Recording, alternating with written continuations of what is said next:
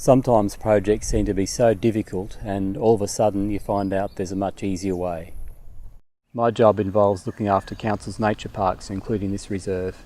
It's over 300 hectares in size and used to be called the Pasturage Reserve because for over 100 years it was primarily for cattle grazing, and about a third of the forest had been cleared for cattle grazing. But because this reserve is right next to Bargara, which is a very fast-growing coastal town, the local community wanted to come in here and enjoy the local wildlife and the environment, and they wanted to see the forest restored.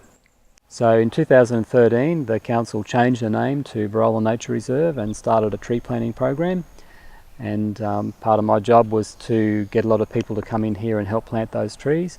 But it was very, very labour intensive. We had to do a lot of mulching.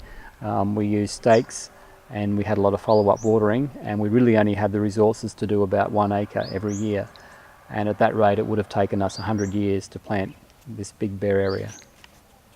So someone suggested then that I contact Greenfleet, and they came up and they had a look at the site and they said they were very interested in replanting it for us, over 90 hectares at no charge, provided we promised never to cut down the trees.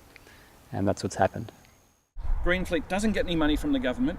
All of our money comes from our supporters who are seeking to offset their carbon emissions, so they're seeking to be better people, better corporate citizens. So all the money, so this is one of the most wonderful situations where we have private money creating a better common good. So there's a few things going on here. We're offsetting carbon emissions, we're improving the habitat for local animals in Barolin Nature Reserve, and we're also protecting the turtles from Mon Repos. Well, this is the really exciting bit. The turtles are affected by glow from local communities, and the trees help to mask the beach from that glow. It's fabulous. The first steps that we had were around preparing the site from ground preparation point of view. So we've had a machine out here with a ripper, just cultivating the ground and ready for follow-up operations. And the key to cultivation, the reason we cultivate, is to give those trees the best possible start that they can get. It does speed up all the operations, like the planting operation becomes much more efficient and all the rest of it. But the key there is root development and making sure that those trees get well established in the rip lines. And that sets them up really well for the rest of the growing period. Following that, we've done a pre-plant spray where we've gone over all these rip lines with a tractor and a boom, and we've just applied Roundup and knocked down all of the weeds on the rip prior to planting, and that'll create the space and the competition-free environment that those trees need to get established.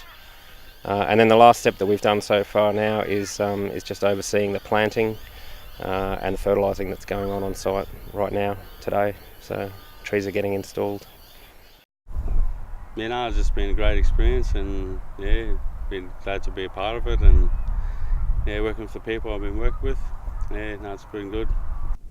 Grabbing trays of trees, going along, counting our steps and spacing, and digging a hole, putting the tree in the ground, make sure it's there, firmly in.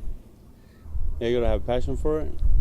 Yeah, just being outside and out in the sunshine. Yeah, it's good. Good office to work in. I've heard that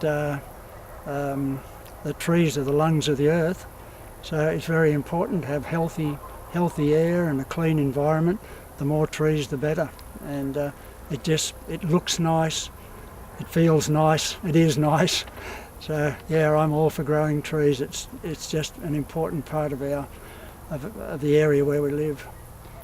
It sounds like an awful big job compared to what I'm used to doing, but yeah, it seems like a very worthwhile thing to do, and I can only imagine here 20, 30 years from now all of these labours and the money that's being spent will pay off. If anyone is looking at revegetating their land, I do strongly recommend contacting Greenfleet. They've got the experience, they've got the expertise in doing these kinds of projects. They're very passionate about what they do.